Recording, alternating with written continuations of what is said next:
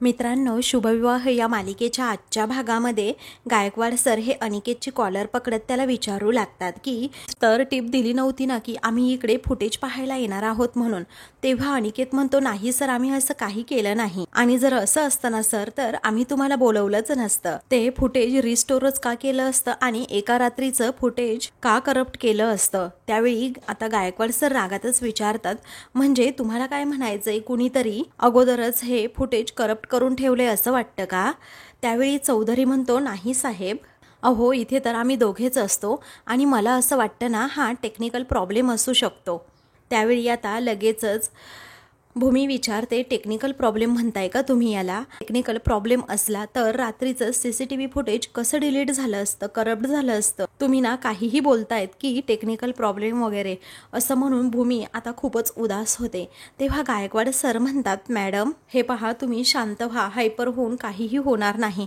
त्यावरती भूमी विचारते, सर मी कशी शांत होऊ सांगा ना तुम्ही. अहो ती नर्स अगोदर गायब झाली, आता हे फुटेज गायब झालं आणि रात्रीचं फुटेज हे मुद्दामच कुणीतरी करप्ट केलंय हे कन्फर्म आहे. त्या फुटेजमध्ये असंच नक्की काहीतरी होतं जे आपल्याला कळू नये ना असं सर्वांना वाटत होतं. आणि याचा अर्थ माझ्या बाळाचा मृत्यू हा नैसर्गिक नव्हताच, माझ्या मुलीच्या बाबतीत जे काही झालं ना तो घातपात होता, असं भूमी आता स्पष्टपणे म्हणते. हे ऐकून गायकवाड सरांना देखील धक्काच बसतो. तर आता दुसरीकडे रागिनी गाडीत बसलेली असते. तेव्हा चौधरी आता तेथे जातो आणि नमस्कार मॅडम असं रागिनीला म्हणतो. तेव्हा तू माझ्या एका फोनवर काम केलंस, तू चौधरीच ना असं आता रागिनी विचारते. तेव्हा तो म्हणतो, हो मी चौधरीच आहे.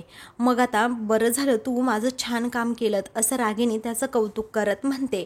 मग आता चौधरी म्हणू लागतो की कसं आहे ना मॅडम, ॲक्च्युली प्रीती नर्स आहेत ना त्या मला माझ्या बहिणीसारख्या आहेत. तिनेच मला इथे नोकरीला लावलं आणि त्याचबरोबर शिवाय मी मागेल ती रक्कम तुम्ही द्याल असं आश्वासनसुद्धा तुम्ही केलं होतं. तोच सौदा मी पक्का करायला आलोय. त्यावेळी रागिनी म्हणते, हो देऊयात ना, देऊया चौधरी, पण मला एक सांगा, म्हणजे कसं मॅनेज केलं तू. तुझ्याबरोबर तर अत्यंत प्रामाणिक माणूस तो घोलप होता ना, मग तू कसं मॅनेज केलं. तेव्हा चौधरी लगेचच सांगू लागतो.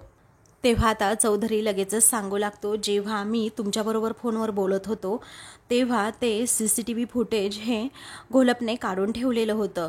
मग आता घोलप मला म्हणाला की आता ACP साहेब आल्यानंतर त्यांना दाखव तेवढं फुटेज. मी हो पण म्हणालो, परंतु आता ते फुटेज कसं डिलीट करावं हेच मला कळत नव्हतं आणि म्हणूनच मग मी खोकला येण्याचं खूप नाटक केलं आणि तेथे पाणीसुद्धा नव्हतं. मग पाणी आणण्यासाठी अनिकेत घोलप हा बाहेर गेला आणि त्याच संधीचा फायदा घेऊन मी ते CCTV फुटेज हे करप्ट केलं असं आता चौधरी सांगतो. त्यावेळी रागिनी म्हणते, अरे वा, छान, एकदम कामाचा माणूस आहे तू तर. मग आता या कामाचे मला 1,00,000 रुपये हवेत असं चौधरी म्हणतो. त्यावेळी आता रागिनी म्हणते, हो देऊयात ना, कारण तू कामच तेवढं मोठं. तर आता लगेचच ती 1,00,000 रुपये त्याला देते. मग आता तो थँक्यू असं म्हणून तेथून जातो. तर आता रागिनी म्हणते की चला आता हे संकट तर कसं बसं निस्तरलंय, परंतु ही भूमी आहे ना ती काही गप्प बसत नाहीये. आता त्या रात्रीची ती उकल करत बसलीये, कशासाठी पाहिजे तिला ती उकल. आता नशीब हे CCTV फुटेज मॅनेज केलं मी आणि करप्ट सुद्धा करता आलं, शक्य झालं म्हणून बरं आहे. आता त्या प्रीती नर्सपर्यंत ही बया पोहोचली नाही म्हणजे मिळवलं. मला इथून पुढे खूपच काळजी घ्यायला हवी असं रागिनी मनात विचार करते. इकडे हॉस्पिटल बाहेर आता गायकवाड सर आणि भूमी दोघेही येतात. तेव्हा गायकवाड सर भूमीला समजवतात की तुम्ही काळजी करू नका आणि एक धागा जरी निसटला ना तरीही दुसरा मिळेल. तेव्हा भूमी म्हणते, मिळायला तर हवाच. माझ्या बाळाच्या बाबतीत अन्याय झाला असेल तर मी तिला न्याय मिळवून देणार, काही झालं तरी, अशी भूमी शपथच घेते. त्यानंतर आता ती घरी येते आणि एकदम शॉकमध्येच बेडवर बसलेली असते. तर आकाश कपाटामध्ये काहीतरी शोधू लागतो. तर त्याचं लक्ष आता भूमीकडे जातं. तर लगेचच तो भूमीला विचारतो, अगं भूमी, कुठे गेली होतीस तू. अगं मी एक फाईल शोधण्यासाठी घरी आलो होतो पण तू दिसली नाहीस. अगं माझी एक फाईलच सापडत नाहीये, पण तू कुठे गेली होतीस असं सारखं सारखं तो भूमीला विचारतो. पण भूमीचं आकाशच्या बोलण्याकडे लक्षच नसतं. मग आता आकाशला समजतं भूमी तर काही बोलत नाहीये, म्हणूनच तो तिच्याजवळ जातो आणि तिला विचारतो, भूमी अगं अशी हताश होऊन का बसली आहेस तू. मग आता ती म्हणते, आकाश तुला सांगू, अरे आपलं बाळ आपल्याला सोडून नाही गेलेलं आहे. अरे कुणीतरी आपल्यापासून त्याला हिरावून घेतला आहे. अरे आज हे कन्फर्म झालं की त्याचा कुणीतरी घातपात केलाय सांगून भूमी आता खाली बसते आणि खूपच रडू लागते. तेव्हा आकाशला हे सगळं ऐकून आता धक्का बसतो आणि तो विचारतो काय काय झालं भूमी नक्की. तो आश्चर्याने विचारतो खरंच भूमी आपल्या बाळाच्या बाबतीत असं काहीतरी घडलंय, पण तू एवढ्या कॉन्फिडेंटली कसं सांगू शकते भूमी, मला सांग ना तू कुठे गेली होतीस भूमी. त्यावेळी भूमी म्हणते आकाश आपल्या बाळाच्या बाबतीत अरे नक्कीच काहीतरी चुकीचं घडलंय याचा मला संशय डाऊट होताच आणि म्हणूनच गेल्या काही दिवसात हॉस्पिटलमधील CCTV फुटेज मिळवण्याच्या मागावर होते मी आकाश. आणि ते CCTV फुटेज आपल्याला मिळणार सुद्धा होतं, पण आकाश असं म्हणून भूमी खूपच रडू लागते. तर आकाश आता प्रेमानेच तिला जवळ घेतो आणि लगेचच तिला सावरत विचारतो पण काय झालं भूमी, अगं सांग ना मला. मग आता भूमी सांगू लागते त्या दिवसाच्या फुटेजमधलं फक्त रात्रीचं फुटेज करप्ट झालंय आकाश. हे सगळं ऐकून आता आकाशला देखील धक्काच बसतो आणि तो म्हणतो भूमी हे सगळं तू करत होतीस मला एकदा तरी सांगायचं सगळं भूमी. त्यावेळी भूमी म्हणते मी गायकवाड सरांना सांगितलं होतं, त्यांनी सगळी मदत सुद्धा केली अरे आकाश, पण बघ ना हे काय घडून गेलं आपल्या बाळाच्या बाबतीत. त्यावेळी आता लगेचच आकाश तिला विचारतो भूमी अगं या अगोदर मला हे का नाही सांगितलंस तू.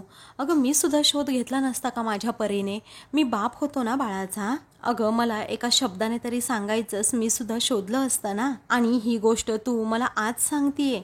त्यावेळी आता लगेचच भूमी म्हणते कारण प्रत्येक गोष्टीचा प्रत्येक वेळी ना आकाश तू फक्त आणि फक्त लॉजिकली विचार करतोस. तुला असं सारखं वाटत असतं ना आकाश की मी गोष्टी फक्त उकरून काढतीये आणि मी जे काही बोलतीये ते सिद्ध करण्यासाठी माझ्याकडे कोणताही पुरावा नाहीये. आणि कसं आहे ना प्रत्येक वेळी तुला फक्त आणि फक्त पुरावा लागतो ना. अरे आकाश माझ्या मनाला जे जाणवतं, एका आईच्या मनाला जे जाणवतं विचार करतोस असं नाहीये, परंतु एका आईच्या मनाला जे जाणवतं ना आकाश ते तुझ्या ना नेहमी लॉजिकमध्ये येतं. तेव्हा आकाश म्हणतो पण असं का वाटतंय भूमी तुला. मग आता त्यावेळी भूमी म्हणते आता कंपनीमध्ये ज्या काही चोऱ्या झाल्या आकाश त्याचंच उदाहरण घेणार आहे तू. मी तुला सांगत होते की आपण त्याच्या खोलात जाऊ, आत्यांवर माझा संशय आहे, पण तुझं वेगळंच असतं काहीतरी आणि तू मला प्रत्येक वेळी अडवत असतोस. मला माझ्या बाळाच्या बाबतीमध्ये ना असं काही होऊच द्यायचं नव्हतं. तेव्हा आकाश म्हणतो भूमी अगं पण तो विषय वेगळा, बाळाचा विषय वेगळा, आणि या बाबतीमध्ये आपल्या दोघांमध्येही कुठलेही असे एक्सेप्शन नाही असू शकत. आणि कसं आहे ना भूमी अगं कुठलीही गोष्ट असू देत विश्वासात घेऊन ना तू मला पहिल्यांदा सांगायला हवं होतंस. तेव्हा आता आकाशचं हे बोलणं ऐकून भूमीला शॉकच बसतो आणि ती लगेचच विचारते आकाश तू माझ्याबरोबर असं रागवून का बोलतोस, पण मी काय केलं एवढं. त्यावेळी आता आकाश म्हणतो तसं नाही ग भूमी, मी रागवून नाही बोलते. अगं मला वाईट वाटतं या गोष्टीचं भूमी. अगं मी बोलत नाही याचा अर्थ मला काही कळत नाही ना असं नको ना समजू तू. अगं मी काल जास्त काही बोललो नाही. अगं यशपाल काकांच्या बाबतीमध्ये जे काही झालं त्यामध्ये तुझा सुद्धा हात होता भूमी, आणि हे सगळं माहीत आहे मला. हे ऐकून आता भूमीला धक्काच बसतो. तेव्हा आता भूमी लगेचच म्हणते आकाश, आश्चर्याने आकाशकडे पाहते की आकाश मला असं ट्रीट करतोय म्हणून. तो म्हणतो कसं आहे ना भूमी हे बघ सगळं काही स्वच्छ हेतूने करतेस हे मला मान्य आहे, परंतु या सगळ्याला ना एक वेगळंच वळण येतं आणि कसं आहे ना तू लगेचच बॅड लाईटमध्ये जातेस. अगं तुझा हेतू चांगला असेल पण शेवटी काय होतं तर तूच दोषी ठरतेस. आणि हेच जर का तू मला काही सांगितलं असतं तर आपल्याला काही गोष्टी नक्कीच टाळता आल्या असत्या. आणि आपण दोघं एक युनिट आहोत, टीम आहोत असं तू नेहमी म्हणतेस ना, आणि प्रत्येक गोष्ट शोधण्यामध्ये तुझं वेगळंच काहीतरी सुरू असतं आणि जे मला माहीतच नसतं. आणि आपल्या बाळाच्या बाबतीमध्ये परत तू तेच केलं भूमी. अगं आपल्या बाळाच्या बाबतीत तरी तुम्हाला सांगू शकली असतीस की नाही. मग आता तो म्हणतो भूमी खरंच मला हे अजिबात आवडलेलं नाहीये. तेव्हा आता आकाशचं हे बोलणं ऐकून आता भूमी आश्चर्याने पाहते. मग आता आकाश तो विषयच सोडून देतो. इकडे आजी आता रागिणीला विचारतात रागिणी अगं आंबे आणले आहेस ना, आपल्या घरामध्ये आंबे खायचे आहेत आणि ती प्रथा आहे आपली, हे विसरली नाहीस ना. त्यावेळी रागिणी हसत म्हणते नाही गाई कसं विसरू मी. अगं बरं ठीक आहे उद्या आमरस बनवूयात आपण. त्यानंतर आता लगेचच आकाश तेथे येतो आणि त्या दोघींकडे पाहतच राहतो. रागिनी आकाशला पाहत लगेचच त्याच्याजवळ जाते आणि त्याला म्हणते, आकाश ऐक ना रे, ऐक ना, घरात बसून ना मला अगदी कंटाळा आलाय, बोर झालंय, मला येऊ देत ना रे बाळा तुझ्याबरोबर ऑफिसला. मग आकाश हा म्हणतो, नको आत्या, तुझी तब्येत ठीक नाही आहे, नको म्हटलं ना, नकोच येऊ तू. तेव्हा रागिनीचा चेहराच पडतो. त्यावरती आता आजी म्हणते की नको, आकाशचं ऐक जरा तू, कारण 2 प्रसंगांमध्ये पाहिलं ना तू काय काय घडलं ते. आता घरीच बस, तू आराम कर, आणि आता अक्षय तृतीया येते, त्यामुळे तू घरातच असलेली बरी. मग आता आकाशसुद्धा म्हणतो की तुला आरामाची खूप गरज आहे, त्यामुळे तू ना घरातच बस, डॉक्टरांनी सुद्धा तसं सांगितलंय ना. त्यानंतर भूमी आता लगेचच रूम बाहेर येत आकाशला आवाज देते. आकाश आता तिच्याकडे पाहतो, दुर्लक्ष करत काहीच बोलत नाही. हे पाहून आता लगेचच रागिनी खुश होते, त्यांच्यामध्ये नक्कीच काहीतरी बिनसलंय. मग आता आकाश लगेचच आत्याला म्हणतो, मला खूप उशीर होतोय, मी जातो हा आत्या. त्यावेळी रागिनी हो असं म्हणते. आकाश तेथून जातो. भूमी आता तेथे आलेली असते, पण आकाश नसल्यामुळे आता तिचा मूड ऑफच होतो. नंतर आजी लगेचच भूमीला जवळ बोलवते आणि म्हणते की बरं झालं बाळा तू आलीस. हे बघ, आता उद्या अक्षय तृतीया आहे आणि उद्या सगळी तयारी करायची आहे, पूजा वगैरे अगदी व्यवस्थित मांडायची आहे. मग आता भूमी म्हणते, हो अरे इच्छा, माझ्या लक्षातच राहिलं नाही हा. बरं झालं, सणाच्या निमित्ताने तरी घरात छान वातावरण राहतं. एवढ्या दिवसात एवढं काय काय घडून गेलंय ना आजी, त्यामुळे आता उद्या सण असल्यामुळे आता मनाला एक उभारीसुद्धा येईल. त्यावेळी आजी म्हणते, हो ना बाळा. भूमीच्या सगळ्या बोलण्याकडे रागिनी मात्र दुर्लक्ष करत असते. पुढे आता भूमी म्हणते, आजी कसं आहे ना, आत्तापर्यंत खूप गोष्टी घडल्या असतील, पण काही हरकत नाही, आता उद्या नक्कीच काहीतरी माझ्या हाती लागेल आणि चांगलंसुद्धा घडेल. मग आता असं भूमीचं बोलणं ऐकल्यानंतर रागिनी शॉक होऊन भूमीकडे पाहते आणि मनातच विचार करते की हे भूमी आता असं जे काही बोलली ना, जेव्हा जेव्हा असं बोलते ना, तेव्हा तेव्हा तिच्या हाती काहीतरी लागतं म्हणजे लागतंच, आणि असं काहीतरी लागतं ना की ज्यासाठी अजिबातच चांगलं नसतं, असं आता ती म्हणत असते. मग आता आजी म्हणते, चला तुम्ही दोघींनी ना तयारी करा, तोपर्यंत मी गुरुजींना फोन करून येते. तेव्हा आजी आतमध्ये जायला निघतात, तर भूमी म्हणते, सावकाश हा. तर रागिनी भूमी एकमेकींकडे पाहतात, तर भूमी गालात हसतच रागिनीकडे पाहते.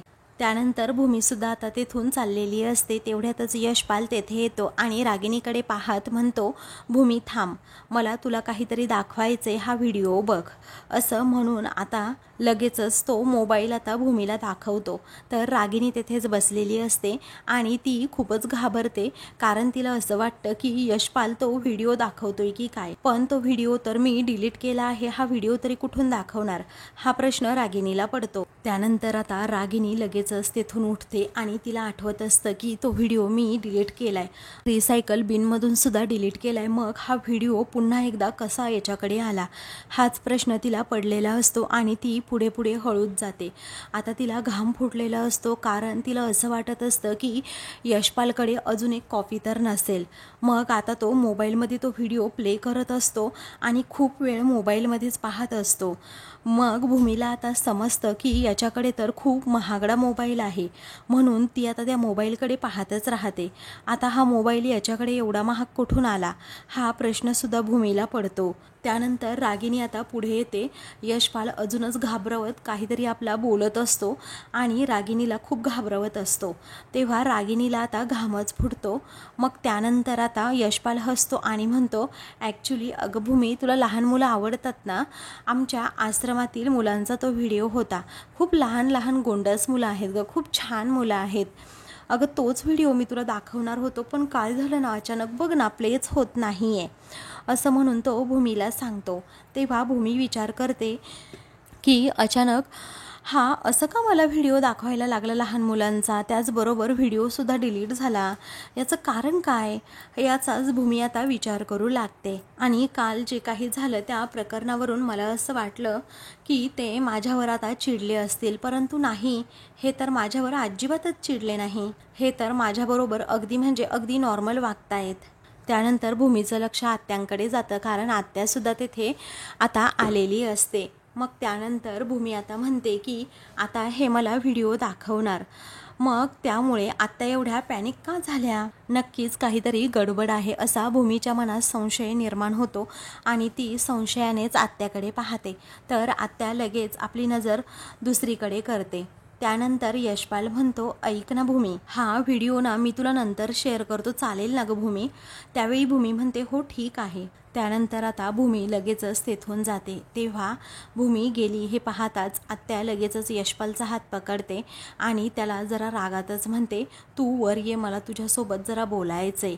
असं म्हणून आता लगेचच ती पुढे जाते. तर तिच्या पाठोपाठ यशपाल जातो, पण तो खूपच रागात रागिणीकडे पाहत असतो. तर आता दुसरीकडे भूमी ही आपल्या रूममध्ये येते आणि मनातच विचार करू लागते की असं काय हा यशपाल, मला तर कळतच नाही. एका NGOमध्ये काम करणाऱ्या माणसाकडे एवढा महागडा मोबाईल तरी कसा असू शकतो, हाच प्रश्न मला पडलाय.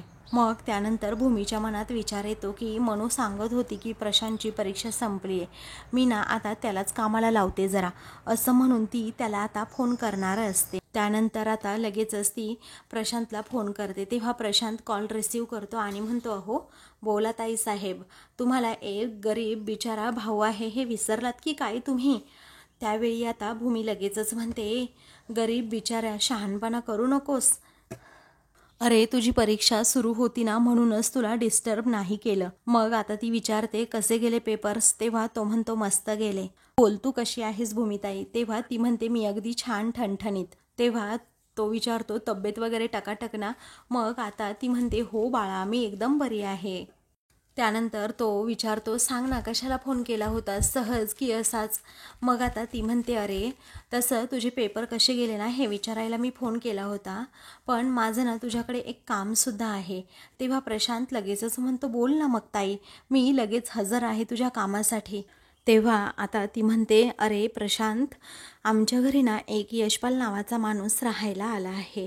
तो आत्यांचा कोणीतरी पाहुणा आहे जवळचा, पण तो म्हणतो की आमची NGO वगैरे आहे, पण मला ना जरा त्याच्यावर डाऊटच आहे, संशय आहे थोडाफार. तेव्हा तो घरामध्ये कसा आला आणि त्यानंतर काय काय घडलं हे सगळं काही आता भूमी प्रशांतला सांगत असते. तेव्हा हे ऐकून प्रशांतला देखील धक्का बसतो आणि घरामध्ये कशाप्रकारे त्याने सगळ्यांबरोबर मिळून मिसळून जुळवून घेतलं, त्याचबरोबर मी रागिणी आत्यांचा पाहुणा असल्याचं आणि लहानपणीचा जोडीदार असल्याचंही सांगितलं. मग आता हे सगळं काही प्रशांत ऐकतो आणि तो विचारतो, पुढे काय झालं मग? तेव्हा आत्ता जो घडलेला प्रसंग असतो ना की यशपालला कोणता तरी व्हिडिओ तिला दाखवायचा होता आणि त्या व्हिडिओ दाखवण्यामागे त्याचा काहीतरी वेगळाच हेतू होता, कारण रागिणी आत्या या आमच्याजवळच उभ्या होत्या आणि व्हिडिओचं नाव काढताच त्या खूप घाबरल्या होत्या, घाम फुटला होता, हेही भूमी सगळ्या काही गोष्टी आता प्रशांतच्या लक्षात येतात. त्यामुळे तो म्हणतो, ठीक आहे भूमिताई, याची सगळी काही माहिती काढतो आणि व्यवस्थित याच्यावर लक्षसुद्धा ठेवतो. भूमी म्हणते की हो ठीक आहे, परंतु आता त्याचा फोटो मी तुला पाठवते, मग बघ बरं तो नक्की कुठे जातो, कुणाला भेटतो, काय करतो ते, कारण तू मला अपडेट दिला तरच मला सगळं काही समजेल. तेव्हा प्रशांत ओके असं म्हणतो. त्यावेळी आता ती विचारते, बाकी आईबाबांची तब्येत कशी आहे? तेव्हा तो म्हणतो, ते दोघेही अगदी ठीक आहेत, जसे काल होते ना तसेच आज आहेत. तेव्हा ती म्हणते, ग्रेट. मग आता त्यावेळी ती म्हणते की एकदा घरीसुद्धा येऊन जा, कारण आकाशसुद्धा तुझ्याबद्दल विचारत होता. तेव्हा तो म्हणतो, हो येऊन जातो मी घरी. बरं चल ताई, आता काळजी घे आणि मी येतो तुम्हा सर्वांना भेटायला. आता असं म्हणून तो लगेचच फोन ठेवतो. तेव्हा भूमी मात्र विचार करते, कारण आता तिला माहीत असतं की प्रशांतच्या हाती काहीतरी धागेदोरे लागणारच आणि तो माझ्यापर्यंत ती माहिती पोहोचवणारच. प्रशांतवर तिचा खूप विश्वास असतो, कारण आजपर्यंत प्रशांतने तिला प्रत्येक कामामध्ये खूप म्हणजे खूप मदत केलेली असते आणि त्याच विश्वासामुळे ती प्रत्येक जबाबदारी काही वेळेला प्रशांतवर सोपवत असते. त्यानंतर ती मनातच विचार करते, ती नर्स तर आता माझ्यासमोर नाही आहे, परंतु यशपाल काका तर आहेत. आता यशपाल काकांवर लक्ष ठेवून आत्यांचं नेमकं काय चाललंय याबद्दल नक्कीच काही ना काही सुगावा लागू शकतो, असा भूमी आता विचार करते. यशपाल आणि आत्याचं नक्की कनेक्शन काय आहे हे भूमी आता शोधून काढणारच असते, ते सुद्धा प्रशांतच्या मदतीने. तर आता मित्रांनो, पुढील भागामध्ये अक्षय तृतीया असते. तेव्हा आता आकाश हा भूमीला खूप छान असं सोन्याचं गिफ्ट देतो। त्यावेळी आता भूमी ते गिफ्ट पाहते आणि विचारते काय आहे हे। मग आता आकाश म्हणतो, भूमी, या जगामध्ये सूर्यप्रकाश हा अक्षय आहे, म्हणून त्या सूर्यप्रकाशाने आपल्या नावाची इनिशियल्स बनवली आणि या जगात प्रेमाची झळाळी सुद्धा अक्षय आहे, जी कधीही न संपणारी। अशीच आपल्या प्रेमाची झळाळी, आपल्या नावाची झळाळी सुद्धा कधी संपणार नाही, ए आणि बी असं म्हणून तो तिला ते दाखवतो। तेव्हा भूमी आता खूपच खुश होते आणि आकाशकडे पाहते। तर आता दुसरीकडे रागिनी ही रूममध्ये असते, तेव्हा यशपाल तेथे येतो आणि म्हणतो की मी वेळोवेळी तुम्हाला मदत केली आणि तुम्ही माझ्याबरोबर गेम केला का? मला ना आत्ताच्या आत्ता पैसे हवेत म्हणजे हवेत। तेव्हा रागिनी खूप चिडलेली असते। मग तेवढ्यातच भूमी आता तेथे येते आणि विचारते, कशाला पैसे हवेत तुम्हाला? तेव्हा रागिनी आणि यशपालला धक्काच बसतो की भूमीने ऐकलं। अशाच मालिकेंचे पुढील भाग पाहण्यासाठी चॅनलला सबस्क्राईब करा।